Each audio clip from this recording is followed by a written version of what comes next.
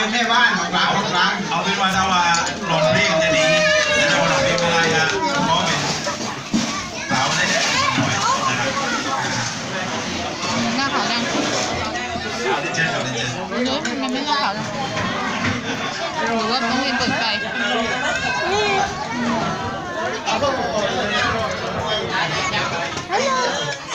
กินให้อิ่มนะครับแต่งั้นกินให้อิ่มด้วยนะ เดี๋ยวพ่อกินนะเดี๋ยวแม่ไม่หุงข้าวเลยนะ เดี๋ยววางมาหิวกลับบ้านด้วย ฮะอะไรนะ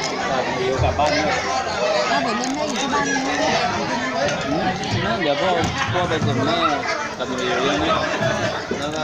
พอดีที่ สวัสดีครับพี่น้องเจ้าอย่างยืน แต่ที่บ้านเลย ไว้ลองวิ่งดีลองไม่ต้องเล็กได้กับบุญด้วยอย่างนี้ พันหนึ่งวัน แต่ว่ายินดีมากเลยครับวันนี้ที่ได้เจอกับเพื่อนขอให้ทุกคนมีความสุขนะครับ พ่อเด็กรวยอ่ะพ่อวันนี้ ฮะ เด็กรวยยิ้มดักเด็กดีกว่า ไม่รู้